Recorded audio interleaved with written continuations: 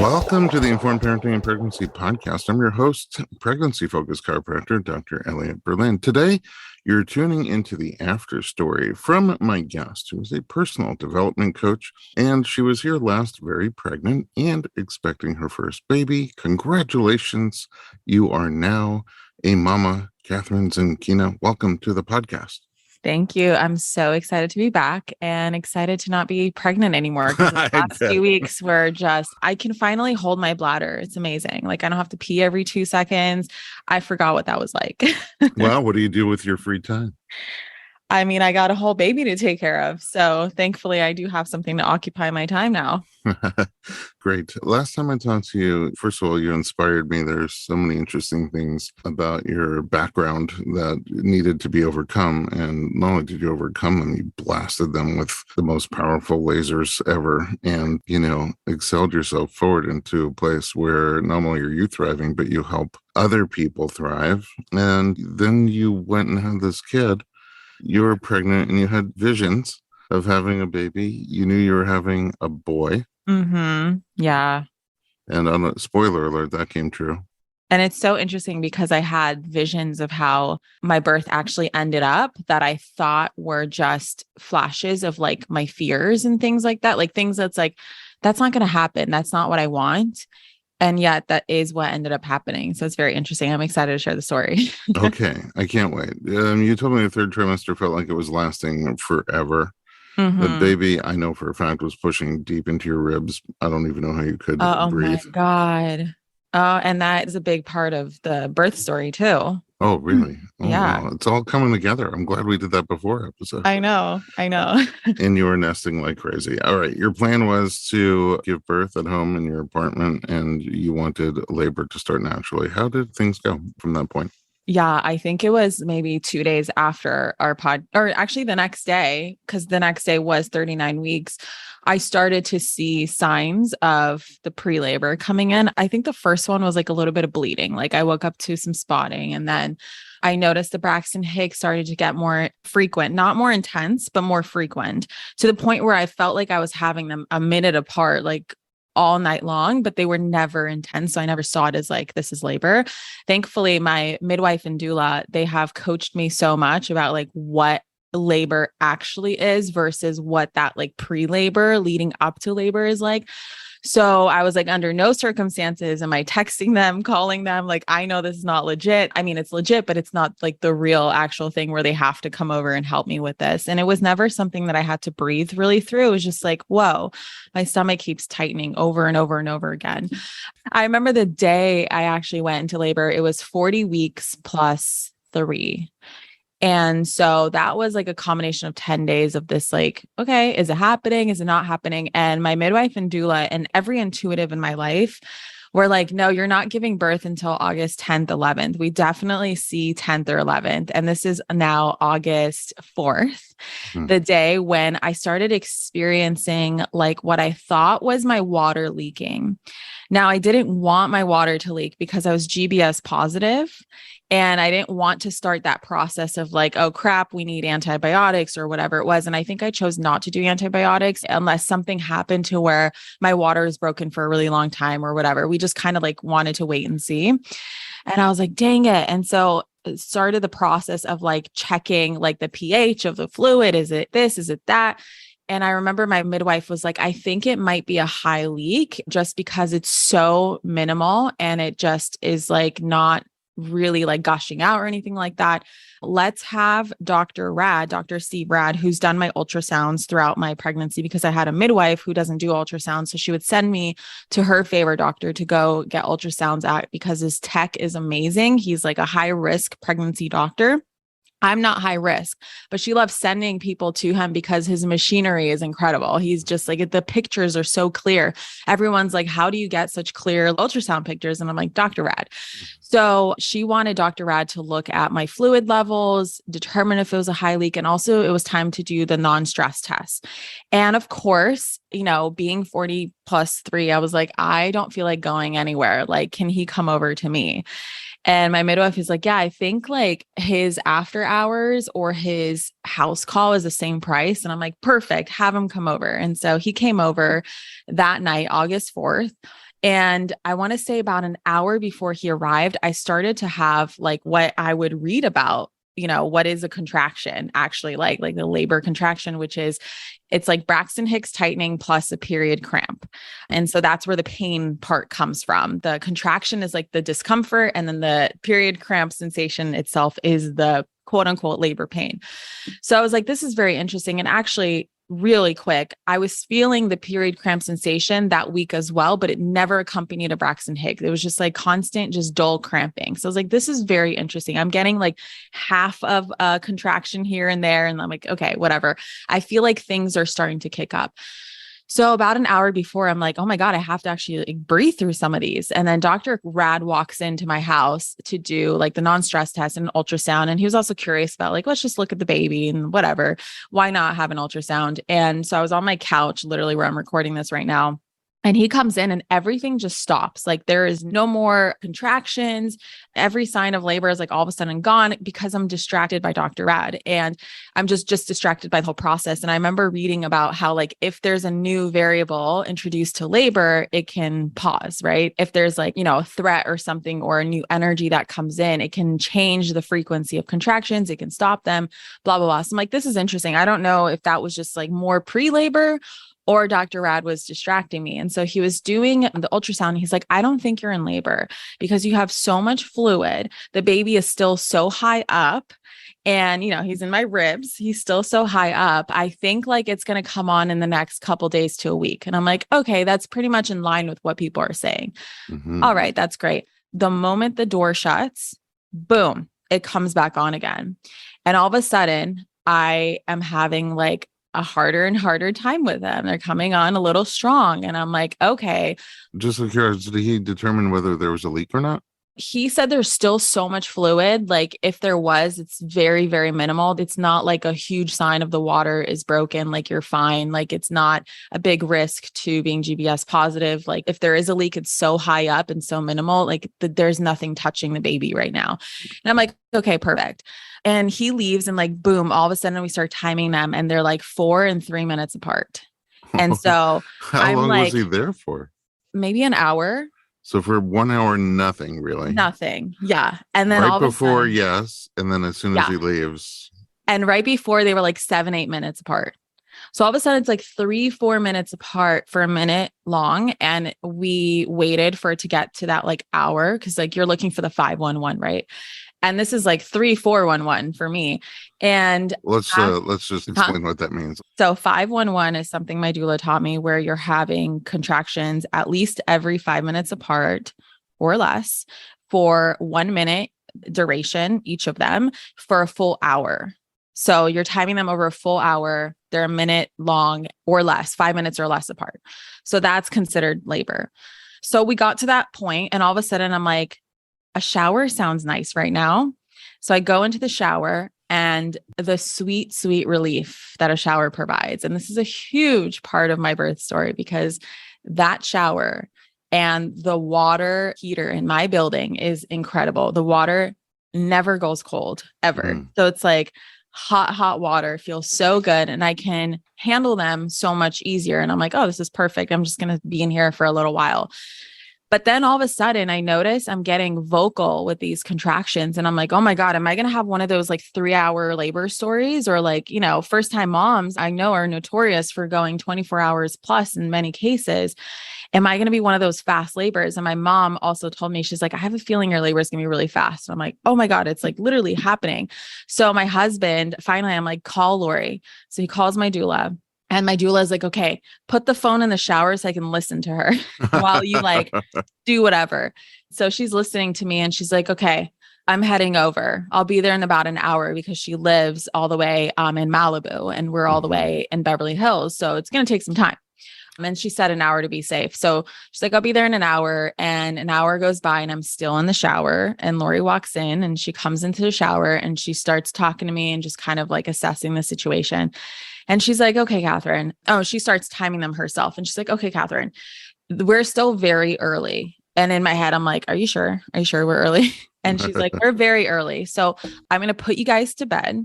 And I'm going to teach you how to breathe through these so they become so manageable that you're able to sleep in between contractions or maybe even sleep through them. And I'm like, okay, that sounds nice. And she really did. Like what she did, she put like a heating pad around my belly so I can keep getting the sensation of like that hot water, just the The heat felt warm, yeah. so good. It felt so good. They really do say it's second to an epidural. And I would agree. It's like the best thing you can have at home that's like not necessarily an epidural. And so we're in bed. And I remember like actually being able to sleep in between some of the contractions because the time went by pretty quickly. And I remember going to the bathroom because, of course, I have to pee every 6 minutes anyway. I remember going to the bathroom and Lori was asleep on my couch inside my nursery. I have like this big, I turned my bedroom that has a den attached to the bedroom. So it's like this huge room. And essentially it was wasted space for so long. And we turned like the big portion to be like the postpartum suite. There's like a couch in there, nursing chair, everything required for a nursery. And then we have our bed in the den portion. And then we have a bathroom in there. So it's just like a world that you can like live in. And she was sleeping on the couch. And I was like, oh, good. She stayed. Like, that's funny. She's like sleeping right there. And I think she did a birth the night before. And I remember when I started to get those gushes, like small little gushes of fluid, I went on Instagram and I saw that my birth team, my midwife, doula, and my photographer were actually at a birth. They were just finishing a birth. And I was jokingly going to text them and be like, are you guys down for another? Because I think I'm going into labor. And I was like, no, don't do that. Like, let them go to sleep, let them get rest, like them not think about me so that they can properly attend to my birth if I do go into labor. So it's funny because she literally was at a birth the night before. Now she's sleeping on my couch. And the morning comes around and things are progressing. They're getting more intense. And So you Lori's were like, able to sleep a bit? just like, I think so, like a tiny bit. I was in and out, in and out, in and out. And morning comes around. I think it's like 6 a.m, 7 a.m. And Lori looks at me and she's like, I think we should distract you.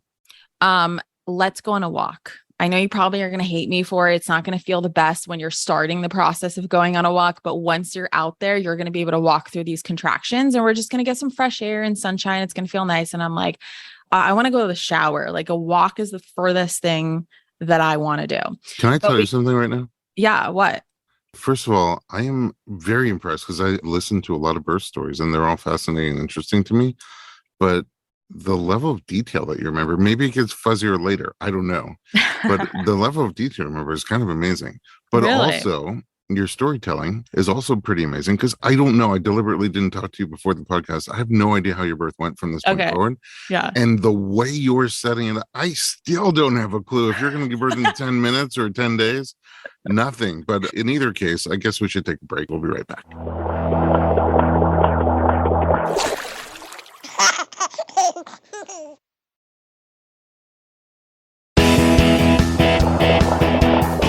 Welcome back. We're talking to Manifestation Babe, Kathrin Zenkina, about her birth story, and I'm in total suspense. 6 o'clock in the morning. Things have been going on for a long time now, on a small scale for over a week, on a slightly bigger scale for 24 hours. 6 a.m. and your doula's like, let's go for a walk. And you're like, let's go for a shower. What happens next? Well, it was actually 10 hours because I would say 8 p.m. the night before is when right before Dr. Rad came. And so 6 a.m. is now 10 hours in. We're going on a walk. And I remember this trick, the comb trick, take like combs, to comb your hair with and use that to dig into these pressure points that you have on your palm. And like, you don't really have to remember where the pressure points are because I learned about the pressure points after the fact, but it's just like digging these combs that you would naturally be able to like wrap your hands around it and dig into your palms. It's going to hit the pressure point anyway. I started to use that to redirect the sensation because your brain can only focus on so many sensations at once. So it really helped me be able to manage, especially those earlier active labor contractions. And so it's funny because my doula is to this day is like, Kathrin married those combs. Like those combs were husband number 2. And they really were. As soon as we went on a walk, I walked with those combs. My husband grabbed the dogs and I was grabbing onto Lori. Like every contraction I would stop and I would just like fall on her and she would do the counter pressure just a little bit. I wasn't having back labor or anything like that for a while. And she was just like helping me because she's also a body worker. So she knows what to do. We're walking. It's about an hour to walk a block. Literally, I think we walked 1 block. It took an hour because all the pausing and I was tired and I was super pregnant and all those things. We come back and I go right back into the shower. And I think I'm in the shower for literally hours. I want to say I was in the shower from like 8 a.m., 9 a.m., whenever we came home until 1, 2 p.m. at this point. And it makes it so manageable. I think the warmth was able to extend the contractions because they were so frequent for me. That's the crazy thing. They really were so frequent. Like sometimes a minute, sometimes 30 seconds apart, 2 minutes, 3 minutes. Like it was crazy. And they just kept coming on and on and on and on and on. Not that much stronger, kind of the same intensity at this point. I remember just holding on to this like rod that I have in the shower and like literally just like holding on to it with my combs, pressing into those combs, and then having the hot water in my belly. That's how I managed it. Were you standing? Standing and sitting. I brought the birth ball in there, which plays into this whole thing where the photographer arrived. I think Lori had my husband call the photographer. This is around 2 p.m. and also the videographer. But there was a little bit of a delay because Lori's friends with the photographer. So she also texted her. So she came first. And then the videographer, because she reminded my husband, like, hey, it's time for the videographer. Like things are progressing pretty quickly. I remember they always wondering because I never met the photographer and the videographer I saw over like Zoom. And I remember thinking like, am I going to feel comfortable with so many people? Remember I said like, I have like a whole squad coming. Yeah. I did not care. I didn't even notice them. I was so internal. My eyes were closed for the majority of my labor. Like you could bring like the whole building into my apartment and I would probably notice that there's a lot of people in here, but I just would not care. It was amazing. I just did not care. And I like look over in between contractions and I look at my photographer and I was like, hey, nice to meet you. She's like, nice to meet you too. You know, I'm just like naked in my shower with this essentially stranger. She's just snapping away, snapping away, snapping away. And at some point, I remember my husband and photographer are frantically cleaning the bathroom. And my doula is in the shower, just like giving me a massage and just, you know, keeping me in the zone of things. And I realized that I made this decision to grab a towel and put it in the shower so I can get on my knees and hug my ball for like an additional position. And I put it over the drain. Oh, no. So next thing we know, there's 3 inches of water in my bathroom and no one says like a thing to me. Like, I just remember hearing some commotion and like everyone's frantically cleaning and everyone's just keeping the best energy about it. I remember they're picking up the rug at one point, putting in the bathtub. I couldn't get into my regular bathtub technically because I was GBS positive and we thought I had a leak. And so that really pissed me off, but the shower was a close second. So that was fine. They put in the bathtub. There's like a bunch of baskets I had everywhere and they were just like towels galore everywhere. And somehow they cleaned it up so beautifully, so quickly to where you would never know, except now we're missing like the bathroom rug. That's just about it. At some point, there's candles all over me, like all around me. They created a beautiful space, beautiful environment. Lori at some point says, I think you're in transition. This is around 3, 4 p.m. And I remember crying tears of relief because I'm like, oh my God, I'm almost done with this, right? Because it was intense. I didn't know how much more intense it would get, but at this point it was intense. And she's like, I think I'm going to call Abby, my midwife, and give her the update. So at this point I have the videographer, photographer, and she's also like, get your mom here too, because I had plans for my mom to be at the birth, but she wasn't arriving until later because she had a very important vet appointment to go to. Oh. Finally got in with this vet, the specialist for her dog. And like, this whole thing. And Lori is like, no, she needs to cancel it.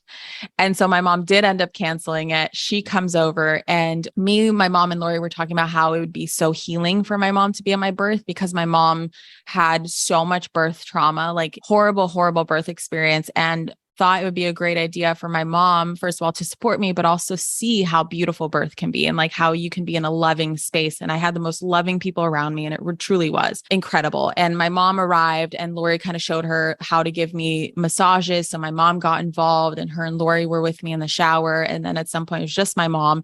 And I remember like this rotation of people coming in and out of the shower with me to help me. And I remember being like, wow, why are they like all switching off? I later learned that the bathroom was so hot and so steamy and they were wearing clothes. And after like 10 minutes, no one could handle it except for me. And I was actually cold this whole time. So the hot water, like every time the door would open and close, it would bring in cold air. And I'm like, it's cold. Like close the door. And they're all like dying. They're just in the sauna at this point. So they have to take shifts. Sort of laughing because I've been in that same situation. Yeah. Just right down in my head very quickly. There's a hospital where this mom, I was supporting her and labor just went a lot longer than she thought. And so at some point she's like, I need you in here to like squeeze my hips or something, and she was in the shower. But like to just make it a little more modest for her, I turned off the lights, but I didn't realize that also turns off the vent. And Yeah. so after like 45 minutes of being in there, my contact lenses are trying to jump out of my eyeballs, and I'm not quite sure why until I open the door and realize it's like a very, very thick cloud of Oh steam my in there. Yeah. God. So Yeah. I can relate. They're schwitzing and you're cold. Yeah. I'm just like, I need it hotter. I need it warmer. And they're like, okay, fine. Whatever Kathrin wants. There is so much trauma that I processed actually through these points. There were moments where I was crying over my bathroom sink, grieving, like examples like my mom. My mom gave birth in Ukraine in like Soviet style hospital. There's no regard for privacy. There's no love whatsoever in that hospital. Like people are yelling at you to shut up because you're screaming in pain. It's unmedicated. They don't do epidurals there. They do have C-sections, but C-sections are like only in the worst case scenarios. And people would beg for C-sections because they wanted pain relief. And so there's no such thing as epidural. You're just doing it unmedicated, but it's not a loving space. So it feels 100 times worse. You're being yelled at by the nurses. It's crazy. And so I remember grieving that. Like my mom went through that. I can't imagine being in this much pain and intensity and having people yell at me. And here I am. My husband is just like whispering loving things in my ear. And my doula is just like hugging me, massaging me, saging me, Palo Santoing me, like doing energy work, beautiful things. Then I remember grieving like single moms going through this process, or women who are in domestic abuse relationships. They don't have a loving space, or women are doing it completely on their own for other reasons where, perhaps like maybe in the era of like the strictest COVID restrictions where partners were not allowed in the hospital. So I remember just processing that. I remember processing like my childhood in the shower and just sobbing constantly.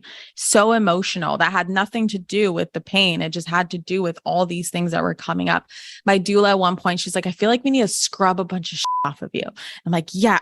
So she takes the scrub that I have in the shower and just starts scrubbing me, right? So this is also happening all in between the shower. The shower is like this very eventful place. I'm still married to my combs. So my combs never leave. In fact, I had two pairs because at one point I accidentally left a pair in my bathroom. I had another pair in my bedroom. So like anywhere where I'd go, I'd be like, where are my combs? Or like I would find my combs somewhere else. And I'm like, yes, my combs. Okay, perfect.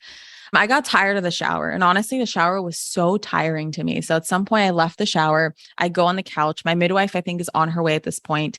My photographer is just snapping pics. I remember of me on the couch. It's me and my husband. He brings my dogs in. My dogs are really sweet. I was worried about one of them. One of them's psycho to this day. He's still a puppy. So he just gets like crazy zoomies and so excited and has no idea what's going on ever. And the other one is super aware. And like, I'm pretty sure knew I was in labor because she was being very sweet to me. They did amazing. We had like this whole moment on the couch and the photographer kept saying, you're doing so good, Kathrin. Like you were just handling this like a boss. And I'm like, really? Because I just kept crying and I just kept moaning and groaning and I was so vocal. And my doula kept reminding me like, okay, this is how you breathe through it. This is how you breathe through it. Okay. Let's flash forward because I don't remember exactly the timing of all this, but somehow I end up back in the shower. And my midwife comes over finally. My mom's already been there. My midwife comes over and she starts checking me, with the heart rate. The heart rate's great, perfect. And she's like, Kathrin, I think you're ready. And they're like also asking me like, do you feel any pressure in your sacrum, this and that? And I started to feel that. And I started to feel a little pushy, which was very interesting.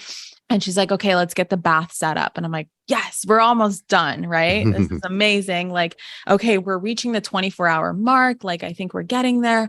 This is awesome. Like, this is the end because it was intense.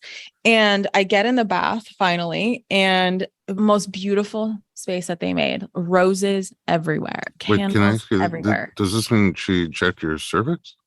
No, she just checked the heart rate of the baby No and just cervix. like asked me how I was. And like, there's like a vein or something in your butt crack that you can look at to determine like how low the baby is, apparently. Mm. I don't remember exactly how it works, but I just remember my doula posting about this and she kept looking at my butt crack. And she was like, yeah, I think the baby is like lower, all this and that. You're definitely in transition. Everyone agreed. Like I'm probably 8 centimeters, 9 centimeters dilated just based off of like my behavior. They've seen so many births. There's certain patterns and trends that you notice. And so they're like, I think you're at that mark. And I haven't had a cervical check because, again, GBS positive. We don't want to introduce anything else into the vagina, the cervix, getting up to the baby. And also, I think midwives are a little more conservative because, it just introduces either doubt in your mind, or if you're not as dilated as you think you should be, all this stuff. So not until, 24 hours, I went without a cervical check, and I get in the bathtub, and the bathtub was not as hot as the shower, and I didn't like it. Oh, It was really? like they kept adding in hot water and it would feel good, but then it would cool off. And I'm like, I miss the shower. The shower never goes cold. It never changes. It's so consistent. But I was like, but I'm about to push. Like, I was just so convinced that the baby is about to come out like within the next 30 minutes. So I have to stay in this bath because I want to give birth in the bathtub. And then the contractions get stronger and stronger and stronger. And I'm getting exhausted by this point because, first of all, I haven't slept in like 24 hours. Plus, the day I went into labor, I woke up at like 2:33 in the morning and I couldn't go back to bed. I had like this insomnia. And so now I'm like really sleep deprived because I only slept for like 4 hours the night before, 4 or 5 hours. Plus now I'm already 24 hours into labor. I Wow. was so exhausted. I remember crying, saying, when is this going to end? And they're like, Kathrin, do you feel pushy? This and that, like with the contraction, like start to give a little push. And I'm like, okay. And I remember being so afraid. And I remember listening to a couple episodes on your podcast, and there was a couple women who were talking about how they just felt scary to push during a contraction, through certain contractions. Cause you're like, you kind of like get pushed up against this wall. And it's like the only way over the wall is through. And so I'm like, okay, I just have to go with this pain. I just have to lean into it. That's the key to this. And I remember telling myself, this is all mental, Kathrin. This is all mental. You can do this. You're most likely to give up right before the baby's about to come. Like, I've heard so many stories. I knew the trends. I knew the patterns. I'm like, I can do this. Now, a detail I forgot to add was I've been doing Hypno Babies, which is a hypnobirthing course, for many, many months leading up to my birth. And I would say it worked beautifully up until active labor. And in active labor, I just was trying to bring on that hypno anesthesia and it just wasn't there. It wasn't working. I was getting aggravated. So I just was like, threw it out the window. Like, we're not going to worry about the cues and the colors and all the sensations I'm supposed to feel. I'm just going to go with, just talking to myself mentally and giving myself affirmations. And then my husband would also help me, but I told him to shut up when I had the actual contractions. I'm like, do not talk to me because I'm going to punch you. Like, you can tell me all the things in between. And I love the things in between, but during a contraction, everyone please shut up. And so that was the vibe. And I think after some point of me crying in frustration, because I was so exhausted and I just wanted progress and I felt like I was in the bath forever, where my midwife finally said, Kathrin, would you like me to check you? And I was like, yes, I would love for you to check me. So that was kind of tricky, getting a cervical check in the bathtub, but somehow we made it work. And so we made it work, and I didn't realize how painful it would be. I didn't realize how crampy it would make me feel afterwards. I thought it was just like, we shove the fingers up and we take them out, but it's like, no, she was like digging in there and all this stuff.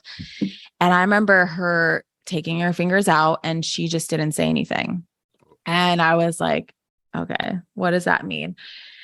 And she's like, okay, so you're a 4. And I started sobbing. As soon as she said 4, I was like, this ain't over for a while. And I just started sobbing. And she's like, wait, let me tell you the good news. And I'm like, what is the good news? And she's like, your cervix is like paper thin. Like, it can just open at any moment. Like, it's so paper thin. The only issue is you have so much fluid that the baby's head is not really helping you dilate because it's so far up the cervix in between all this fluid. Like, it's just like, I'm like touching a balloon up there, just filled with so much water. And I'm not really feeling the head because of that. So I think what we can do, because the baby's so high up, we're going to do a bunch of exercises. And I call them exercises from hell to this day. I think they're from Spinning Babies. Technically, I forgot exactly the names of each of them, but we go through this series of the most painful exercises that you could possibly do while having a contraction. It was insane. It was like, I had to lean on my midwife and she would like push her hands into my belly to try to get him further and deeper into my pelvis through different. Oh, wow. Yeah, I had to do it for 10 contractions. On dry land now? Dry land. Okay, I had to do 10 contractions. Yeah, I got out of the bathtub because I'm like, I need to progress this stat. Like, 4 is not good enough for me. Like, it's been 24 hours and I'm only at a 4. Like, we can't do this. So I signed up for exercises from hell.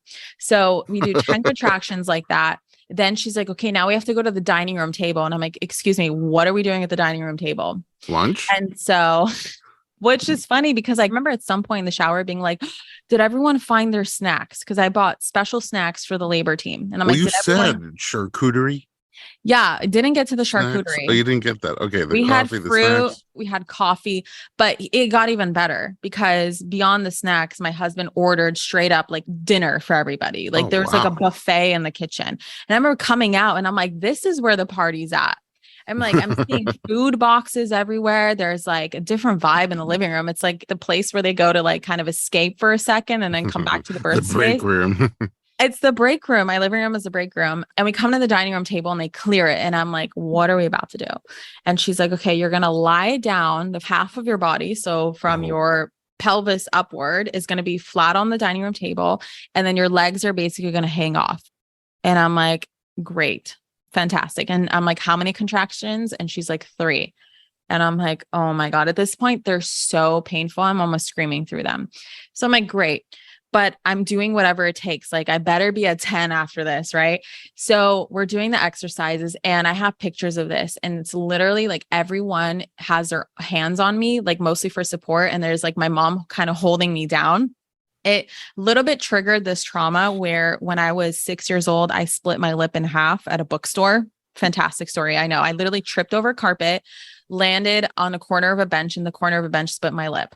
And my mom took me to the emergency room. She didn't really speak good English. Like we're pretty much FOBs at this point.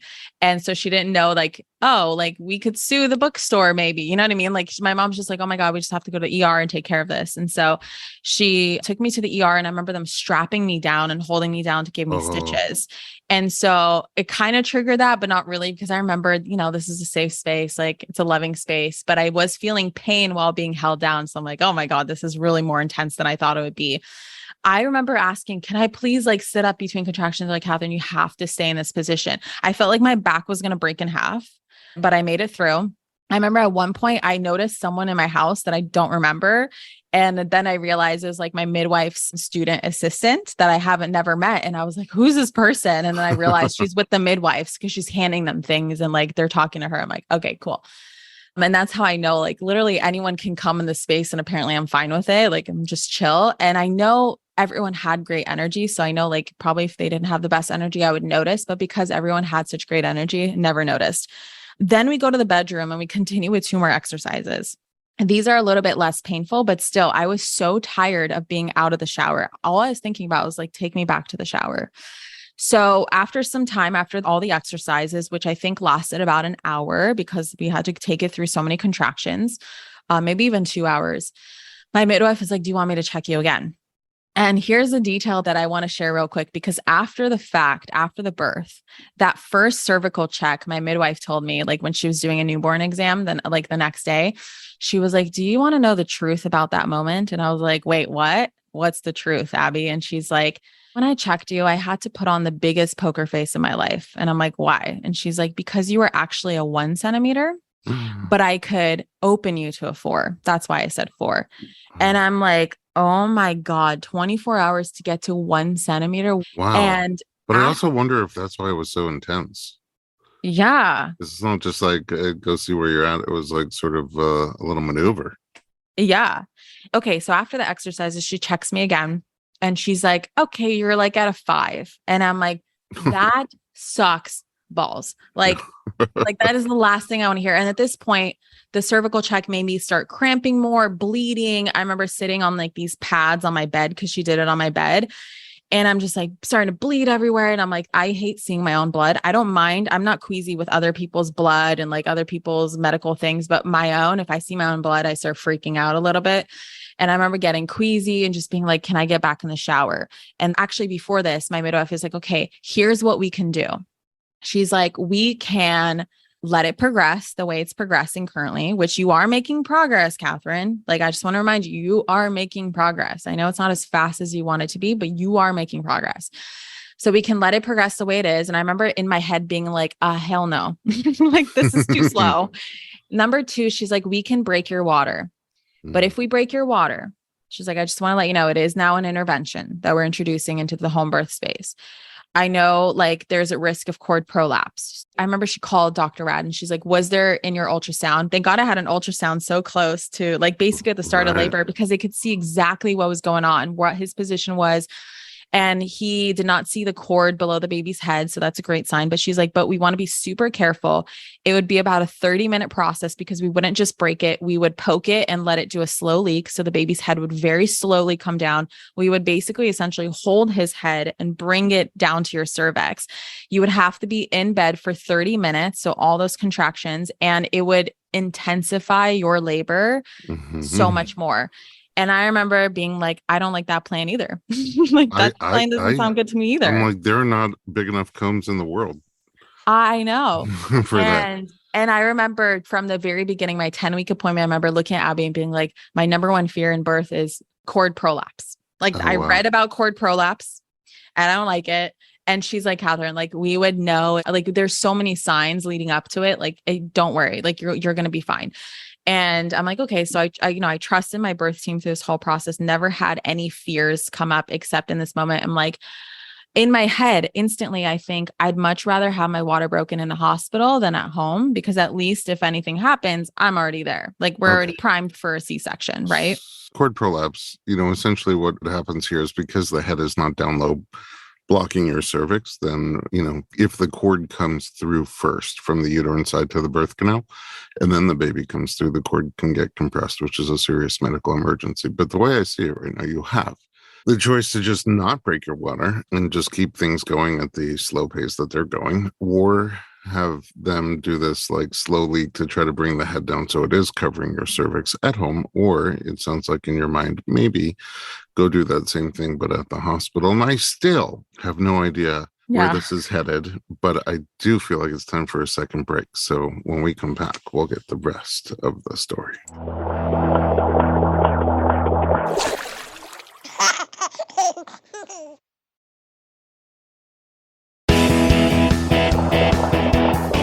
Welcome back. We are talking to Kathrin Zenkina, and I don't know where we're headed, but we're at a crossroads. Things are moving very slow. They're becoming very intense for you.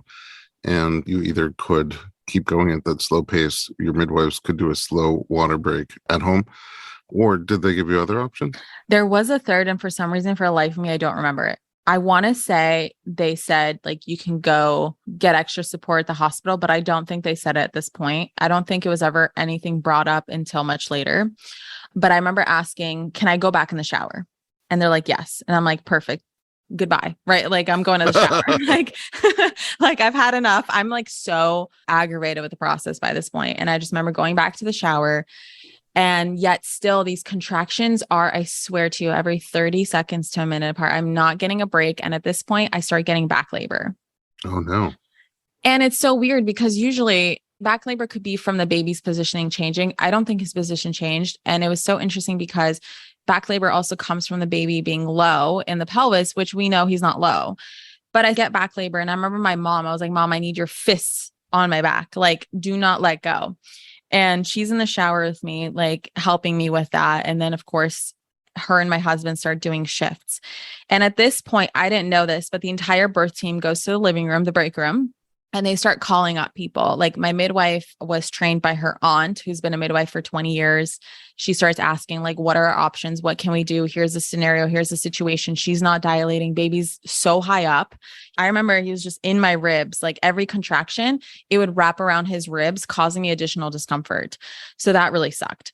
And I remember them calling, whatever, they're like making a plan. And my husband at some point went to go talk to them and comes back and starts telling me, repeating what my midwife said. And I'm like, I still don't like any of these plans, but I'm in the shower and I'm fine here for now. This is when, very interestingly enough, my backup OBGYN, Dr. Paul Crane, starts flashing in my mind. And I remember going, Kathrin, do not give up. Do not be a sissy. Like, you're strong. You can do this. Like, don't give up. And I remember starting feeling shame for even thinking of a possible epidural.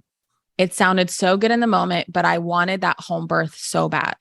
And I'm like, Crane, get out of here. Like, get out of my head, right? Like, you're not welcome in this space. Like, get out of my mind. And he just kept flashing in my head, flashing in my head, flashing in my head. And I'm like, this is really interesting. Like, I could really use some sleep. I could really use some rest. An epidural sounds so nice to me. But no, Kathrin, you're not allowed to think about it, right? You're doing a home birth. You're going to get through this. Like, we're going to get to the end. Like, do not go to the hospital under any circumstances, unless it's an emergency, of course. Of course, I was always open, to go to the hospital if there's an emergency, but there's no emergency with my birth. Like, it's progressing fine, I guess. There's no emergency. We're going through it. And my husband comes back. I think like 3 hours go by, another 3 hours go by. And again, my husband comes back in. My midwife periodically checks me. Like, everyone's taking shifts. I'm constantly being checked on. At some points, I'm in the shower alone, which actually feels nice too, just to be really internal without any noise coming in from anybody else. At some point, my husband goes, okay, Kathrin, like, again, we can keep progressing. Or no, okay, so they recommend you go to bed and try to go to sleep. Whoa. And I'm like, I'm sorry, people. I'm having these contractions every like minute apart. They are so intense and painful. And if I leave the shower, they get more intense and painful. There's no way I'm laying in bed. In fact, laying down or sitting down was the worst thing. Every time I would lay down and try to go through a contraction lying down, I would have to get on all fours, smash my head into a pillow and scream into it. That's the only way I can get through it. Wow. And so I'm like, no, I'm staying in the shower. And I remember at some point, I almost fall off my birth ball in the shower because I'm like starting to doze off and fall asleep because I'm really exhausted at this point. At this point, we're about 30 hours in. And at this point, I go, I'm ready for the hospital. Like, I'm ready for an epidural because I don't know how much longer I can stay awake. I don't know how much longer I can, wait until I get to 10 centimeters. And then I need all that energy to push. Like, I have no energy to even sit here in between contractions, barely have the energy for the contractions themselves. Like, there's just no way. And my husband comes in and he knew my birth plan, my birth preferences, I should say. He knew I was so gung-ho about the home birth element and all this stuff. And we have a whole team for it. We've been preparing for it for like 10 months, right, straight. And he reiterates to me like, okay, Kathrin, you have this option, or he finally says the third option. They're saying you can always go to Dr. Crane at Cedars-Sinai and get an epidural. And I look at him and I'm like, I want the epidural. And he's like, Kathrin, I just want to remind you that right before the baby's about to come out, everyone wants the epidural. Everyone wants to give up. Are you sure that's what you want? And I look at him, I'm like, I'm not being heard right now. I feel guilted right now by you. Like, I feel shamed by you right now. And really, it was my own self-shame just being projected at him. And I was like, I want to go to the hospital. And he's like, okay, let me go tell the birth team. And so sweet. Abby comes in like 5 minutes later and she's like, Kathrin, there is no need to feel bad about that. And that's always an option. Like, it's your birth. You can do whatever you want. We can be here for 3 days straight because we're not the ones in labor. You're the one in labor. And we know how hard that is. We know it's so much work. You're exhausted. And she's like, most home birth transfers end up in the hospital out of exhaustion. That's purely what it is. Like, the mom needs sleep in order to regain the energy to continue on with labor. And I was like, I am so exhausted. All I want is sleep. But here's where the fun part begins. Is now I have to get out of the shower to get to the hospital. Oh, no. Right. It's a whole journey to get to the hospital with being in that much pain, contractions that close together. So thankfully, my midwife, I asked her, I'm like, with a home birth, do you still recommend packing a hospital bag, just in case? Because I'm like, I don't know if that invites in the energy of like manifesting the plan, not going to plan, or that's actually something helpful. And she reminded me, she was like, Kathrin, the more flexible you are with your birth, the more likely it is to go to plan. She's like, all of my clients who refuse to have that hospital bag packed in the corner, they never have to look at it, just pack it and just like hope or just plan on never using it, like unpack it after the birth. Like, it's simple, just have the bag packed, have it there. And so thankfully I listened to that advice. And she's like, all my clients who are inflexible, they end up getting C-sections, all of them, the most inflexible people. And the ones that are flexible, they are the most likely to have their birth go to plan. So I'm like, great idea. And my husband, you can see the sheer panic in his eyes. When I said hospital, he's like, oh my God, what do we do? What do we have to pack? Blah, blah, blah. And I'm like, Brennan, everything's already packed. Just look under the snoo, because I had a snoo in the corner. And I'm like, look under there. There's a suitcase. There's your backpack, my backpack, and a breastfeeding pillow. Like, grab all those things. And I have to get out of the shower. So by the time I walk over to towel myself off, I have a contraction. By the time I go walk to my closet to grab my slippers, I have another contraction. By the time I get up my pajamas on, I get my pants on, right? Like another contraction. So it's a very long process. My mom is married to my lower back. Literally, she cannot leave my lower back. I still have my combs in my hand. They're not helping too much at this point, but I think they're still helping. They're like a comfort measure at this point. And she's married to my lower back, and we're walking down my hallway. I have another contraction. I get to my living room. There's another contraction. I remember my assistant who works at my house in the mornings and early afternoons. This is now 1 a.m. And she's in my house, and like literally like anyone can come in and I just wouldn't know it. Like she's in there. She wanted to help. Apparently she wanted to be part of the birth, mainly as an assistant, like helping the birth team if they needed more coffee, if she needed to go get something, this and that. And she was the one who packed her car. So thank God for her. She packed her car. Now at this point, we're headed to Cedars-Sinai, and only my doula and my husband could come because you can have your partner and one support person. So Lori is like people joke all the time. She's like the unofficial mayor of Cedars-Sinai. Like she runs the show there. Everyone knows her. She's like the boss. Like I felt so comfortable with her because she knew all my birth preferences, and I knew that I wouldn't be messed with at the hospital. Like everything would go my way. Yeah. So thank God. And I had the backup OB, Paul Crane, and I vetted him and I knew him and I had appointments with him. I had an ultrasound with him. Like I knew, and he had a room waiting for us. So it was kind of like the VIP experience. I knew I'd be taken care of, but just that process of now getting in the car, my husband's the one who's driving, Lori's in her own car. And now I have back labor. Who's going to do the counter pressure? Oh, so I grab my breastfeeding pillow, which is kind of like a firmer one. It's the My Breast Friend one. And I put it behind me, and I'm ramming with every contraction. Riding in the car, I am ramming in my back into the back seat while also like pushing onto this, because I was in the back seat, onto Brennan's seat and just like screaming. Wait, no pictures of this? Well, we have pictures at the hospital, but no pictures of this in particular. I wish. Me too. We get to the hospital, and guess what? What? We're about to drive into the parking garage, and the clearance is 6'2". Our G-Wagon cannot fit that clearance. No. So I'm like, mother frick, like get me the epidural. And I remember knowing it's going to be a process because you have to get checked in. You got to do this and that. I'm like, it might be like 100 contractions by the time I get to this epidural. But I'm just like, okay, at least we're on the path. Like, I just remember the finish line is sleep. I don't even care about the birth anymore. I remember my doula kept saying, just connect to your baby. And I remember seeing my baby and this process as kind of being separate because I was so in my body. I saw it as like, I'm alone in this. And this is just me and my body at this point. It has nothing to do with the baby. Like the baby was just like a thing that I didn't remember until I got sleep because I was so exhausted. And I was like, okay, it's going to be like 100 contractions, but at least at some point I'm just going to fall asleep and it's all going to be over.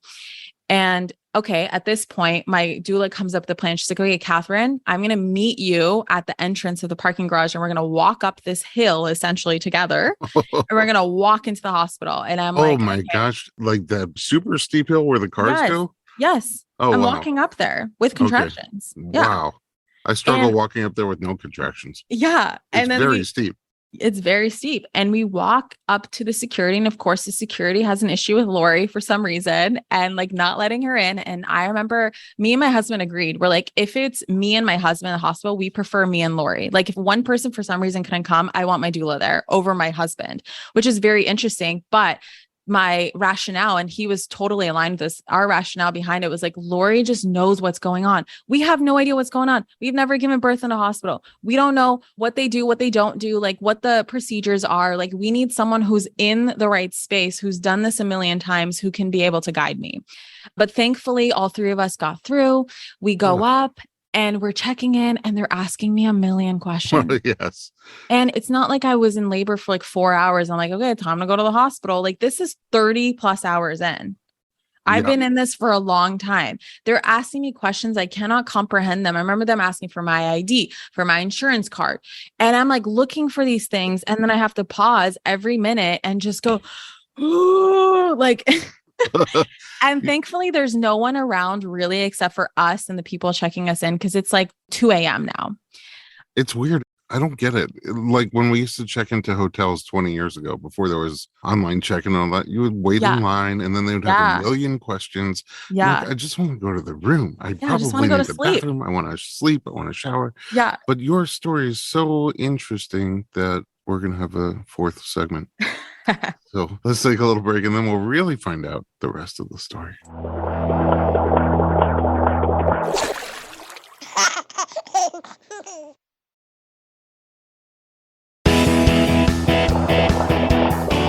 Welcome back to the podcast. We're talking about Kathrin Zenkina. I don't even know how you lived through this.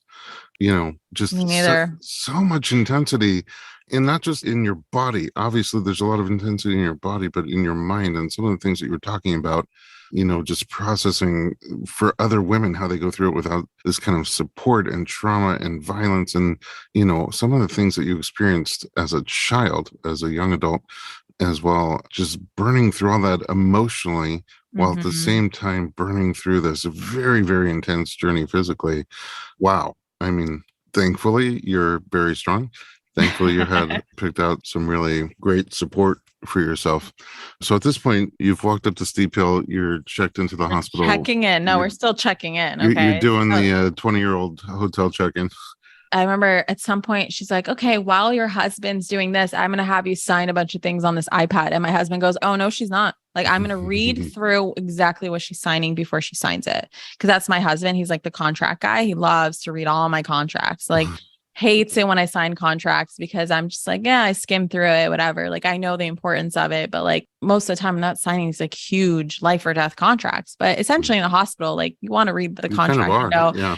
Yeah, it is life or death at this point. So he's reading through them. And of course I'm like, oh, right. Like moaning and groaning. And then, you know how like when papers ask for your initials versus signature, it's like the initials box is tiny and the signature one is big. So you kind of know like what to do where. No, all the boxes are the same size. You have to read this tiny font that says initials here, signature here. So we had to redo a bunch of signatures because the hospital's like, nope, you can't have your initials here. It has to be your signature. And I'm like, get me an epidural. That's all. Just take me to the room, get me the epidural, and I'll sign everything afterwards. And of course, you can't do that. So at some point, thank God, we already had a room. Crane was going to meet us there. We finally walked to room 9 or whatever room. I just remember hearing a number and I'm like, yes. We get into the room and I'm like, I need an epidural stat. Like I need sleep. Again, yes, the pain was intense, but I feel like it wasn't the pain at this point. It was really the exhaustion. And of course, the pain relief would be nice, but it was really the exhaustion. I just wanted to sleep. I needed energy. I was falling apart. And of course, we come in, they're like, well, yes, we're going to get you one ASAP, promise. But we need to do the fluids first.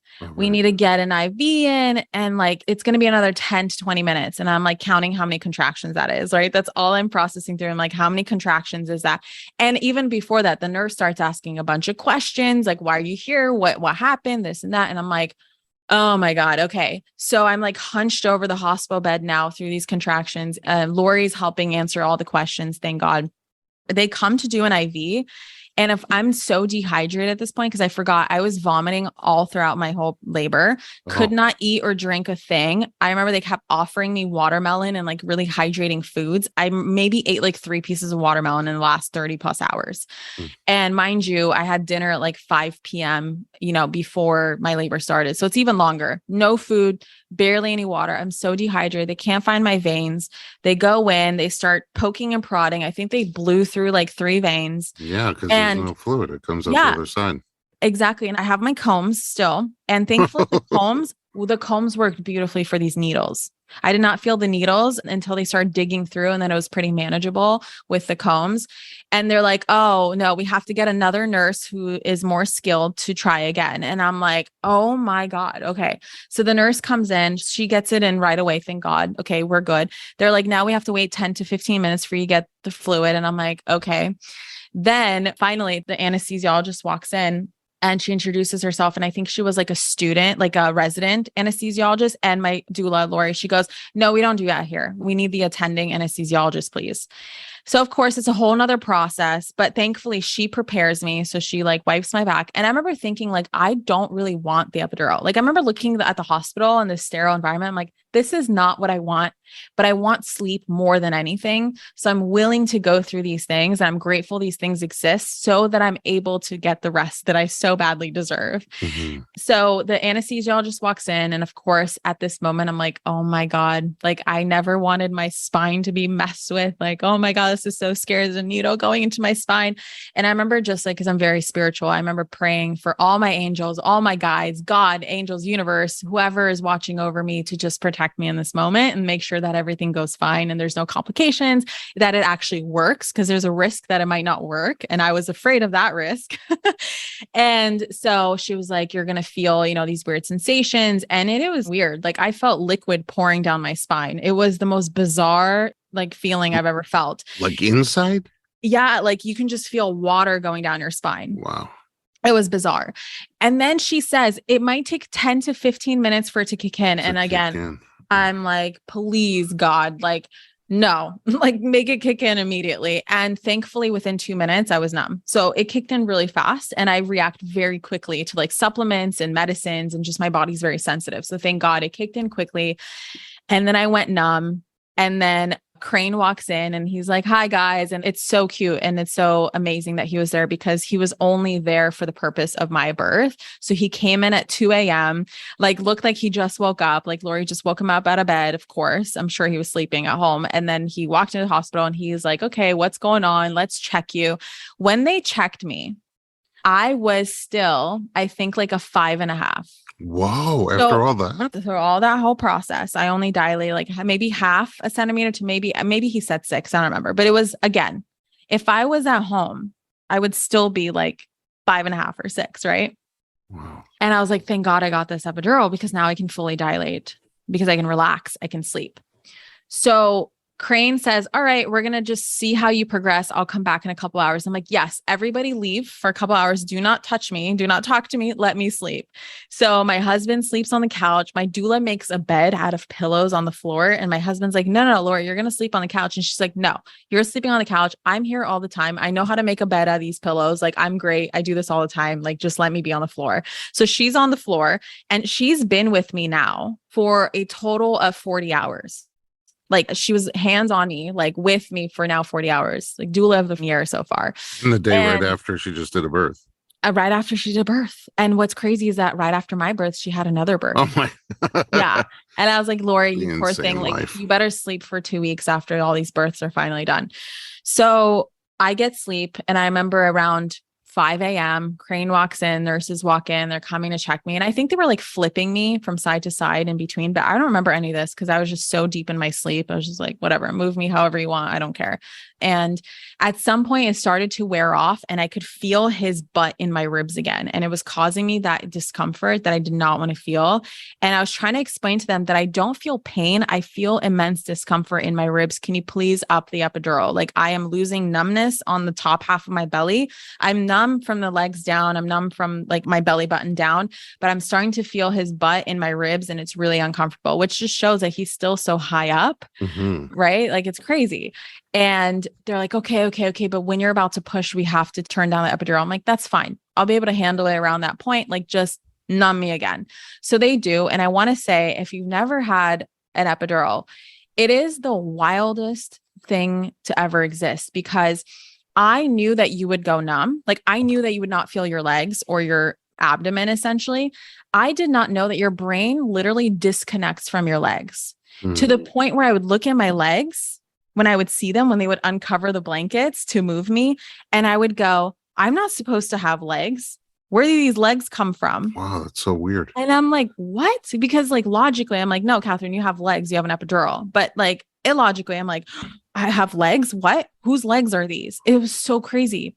And then, later on during the pushing part, when I was holding my own legs, I felt like I was holding a dead body's legs. Oh my gosh. The only indication that they were my legs or they were not a dead body's legs was that they were warm. But other than that, my brain fully disconnected from them. Okay. So hours and hours go by. He kept checking me. I'm only dilating another like centimeter at a time. hours and hours and hours, right? So it's a total of 12 hours for me to finally get to a 9. And it was at the 9 mark. This is now 2 p.m. the next day. And it was only around this time where he was like, your cervix again is paper thin. I think that if we try some practice pushes right now, the head, oh, and I forgot, he broke my water. He broke my water around like 6 a.m. And because we're in the hospital and he confirmed with an ultrasound, like we're fine to break the water, nothing's going to happen. He just did like a fast break. Like I remember water just gushing out everywhere. So now like the baby's head was like assisting, but it was still a very slow process. Oh my God. And he was like, I think that with a push, the head will just kind of like open you up naturally, like that last centimeter, and you'll be able to push even though you're a 9 right now. And this is where they really start coaching me like, Kathrin, pushing with an epidural is way different than a natural birth. You're going to need to work harder than you've ever worked in your life. Like you need a ton of energy. We're going to get you all juiced up with apple juice, like all this sugar to get you all this energy in your body. My doula starts giving me a course on pushing on the floor, the hospital floor. She literally gets on the floor, shows me how it's done, coaches me through it, tells me exactly how to breathe. They're like all like, Kathrin, you can do this. Like, just remember, like you have to do this. You have to push because we don't want this to progress into a C-section because the hospital is going to get a little freaked out that you've been in labor for so long.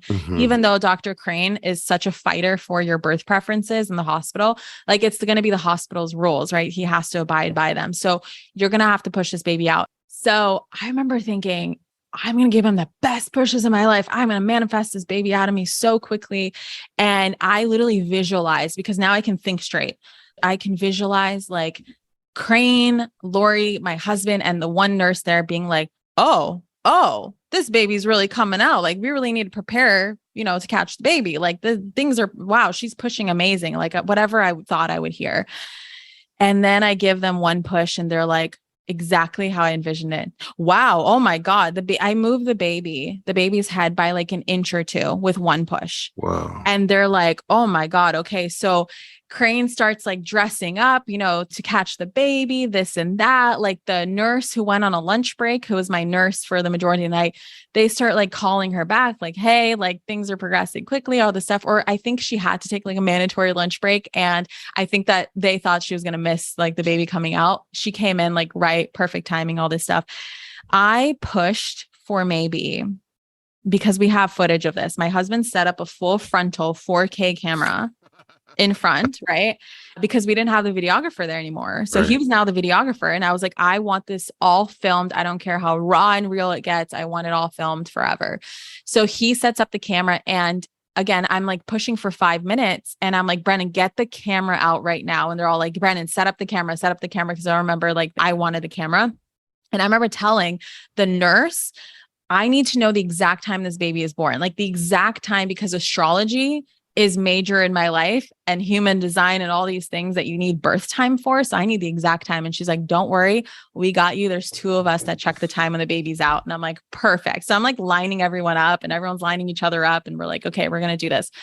I have the footage of the camera. So I remember them telling me I pushed for an hour, but when I reviewed the footage, it was 12 minutes into the video that the baby came out. And my midwife was on FaceTime. So Lori FaceTimed Abby. And so she was basically at the birth watching it on FaceTime. And she even told me like yesterday, she's like, yeah, I think you only pushed for 20 minutes. Like I was only on FaceTime for 20 minutes and the baby came out. I'm like, okay, perfect. I saw the birth, like time to go. And I will tell you, like, I could now feel like the head, and it was like the best feeling in the world. Like, it was just so relieving just to feel the head in the canal. Of course, there's no pain attached to it because I had an epidural, but I could feel the pressure. And I was like, oh my God, this is almost over, because now I could connect to the baby. Now I could connect, like I'm giving birth to a baby. I'm not just in pain for no reason, right? It's not intense just for no reason. There's a baby coming out. And my husband, I always wondered, is he going to be the guy who looks, or is he going to be the guy who looks away? This guy was watching this. Like, this is the best National Geographic documentary he's ever seen in his life. And he was like play by play telling me what's going on. And they had a mirror in front of me because I wanted to see what's going on. I'm that person leading up to this birth that would constantly on Instagram, I followed so many birth accounts that seeing a head come out of a woman's vagina was like seeing a selfie on Instagram. It was like nothing to me. I've seen so many heads come out of vaginas on my phone. for the duration of these 10 months that like seeing it on my own was just like the same thing. So I loved having the mirror. I loved seeing the hair and the head and all this stuff. And my husband was like play by playing, like, oh my God, babe, the head's out. Oh my God. Oh my God. And he's like so excited. And I'm like, this is amazing. Like he's one of those guys that's looking. That's awesome. And at one point they tell me to touch the head and it was like the weirdest feeling ever. I remember someone on your podcast saying it was like really wet and squishy. That's exactly what it was. I just felt something wet and squishy between my legs. I'm like, this is kind of weird. And then they're like, okay, grab the baby. And I look down and I just like grab him underneath his like armpits and lift him and put him on my chest. And I was like, I did it. And it was a total of 43 or 44 hours from the moment I went into labor until the moment this little guy was on my chest. Oh. And you always wonder, like, when he comes out, like, what is he going to look like? Or what is she going to look like? And I remember looking at his face and being like, oh, wow, you look nothing like I thought you would look like. First of all, I thought you would be way more swollen. I thought you would have a cone head. He didn't have a cone head. Probably because he wasn't in the fluid. Yeah, all the fluid. And he wasn't in the canal for very, very long, right? Yeah. And then he wasn't that swollen. He was so cute, like such a beautiful little fresh, right out the gate, newborn, so cute. And I just remember like there's pictures of me where like you could see so much relief, just like, oh, it's over. And then I remember my midwife saying, I'm seeing recently a ton of bleeding with my patients who have gotten COVID during their pregnancy. And unfortunately, I got COVID like 2 weeks before I gave birth. And it was a very, very mild, but of course, the combination of pregnancy, like it felt way worse than it actually was. And she was like telling me how we might have to incorporate some Pitocin, right after birth to stop the bleeding. And I'm like, okay, fine. And I remember asking Crane, I'm like, am I bleeding a lot? Like, cause I'm just so curious about everything. And he was like, no, way less than average blood. Like, oh, wow. Way less than average. And I'm like, okay. And then I'm like, is the placenta coming out? And he's like, it's detached. I can tell it's detached. And then I remember him saying, okay, the placenta's out. And of course I didn't feel the placenta coming out at all because I'm numb again. And second of all, it's nowhere near the size of the baby's head and it's much squishier and slippery. And so that comes out and he starts like showing the placenta. And like, of course, my husband is like filming this, like he has like a documentary. Yeah. I mean, that's pretty much it. We do skin to skin. My husband does skin to skin. It's so emotional. And this baby is so alert and aware and awake. The nurses are like, we don't know how, but he's like already tracking us. He's like tracking all the noises. It's just like, anyway, my point with all this is like, I made it through 44 hours. And I have to say, like, the reward on the other side, like this little baby is just so worth it. And they say like, you really forget about the pain, nature does it. So you forget about the pain and intensity. I wouldn't say I forgot, but I would totally do it again. And I've been asking my midwife, I'm like, okay, I still want a home birth. Like, I'm not done. We're doing a home birth next time. I have to get my home birth. And she's like, well, Kathrin, baby number 2 comes out faster. The labor is actually less intense. It's faster and progresses so much faster. And the baby just shoots right out compared to the first one. And since this baby shot right out, like as soon as you get your first contraction, you're going to have to call us. And I'm like, perfect. I'm so excited. Oh my gosh. But yeah, that's my story. What an amazing story and what an amazing human. I have a feeling we're going to talk again. First of all, how old is the baby now? He is a month old yesterday. Okay. So this was about a month ago. I kind of want to connect again, like a month or two down the road, because you're so intuitive and you have such a clear way of processing things. And clearly your flow chart, I mean, we talk about it all the time that your birth plan is a flow chart. So that home birth was your vision for page 1. Like, if I can do this anyway, all things being equal, I want to do it right here in my house. But I feel like a few months down the road, there'll be a whole different level of processing from you. Yeah. On the different stages, and the fact that you've laid it out so clearly, like the different twists and turns and what was going through your mind and what was going through your body at the different stages.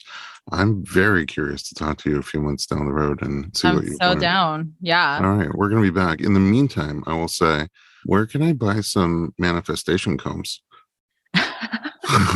There's actually an account that follows me recently, and they're called, I think, the Wave Comb, and I think it's designed for labor specifically. I was just Really? using cheap Amazon like $1 combs. Okay. That's why I had so many of them, because I'm just like, oh, screw it. Let me just have 2 or 3 pairs around everywhere.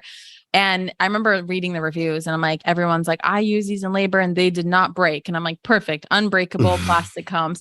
But apparently there's products that exist that are specific for labor. I think it's called the Wave Comb. I want manifestation babe combs. Yeah, I'm gonna have to create them. Yes, because I really feel like it's probably not just labor. It's like anything like that where you kind of need to get a grip on your body and sort Yeah, of get your body under the control of your mind. I just know people who like can't even get their blood drawn, right? But it seems like if they were squeezing those combs, they might have a better shot at not passing out. I agree. I mean, it worked for my needles. Like I definitely did not feel the needles going in, and I'm sensitive to needles going in. Like I always feel them. So yeah, totally. Well, I appreciate you. I'm going to follow you, continue to follow you always because you inspire me in a lot of ways. And I'm sure our audience would like to follow you. Where can we find you online? Yeah, anywhere where you type in Manifestation Babe, I will come up. So via podcast, that's Instagram, TikTok, my website, manifestationbabe.com. But I hang out the most on Instagram at Manifestation Babe. I'll see you there. And if you want to connect with us there, audience at home, thanks for listening. We're on Instagram at Dr. Berlin, DoctorBerli.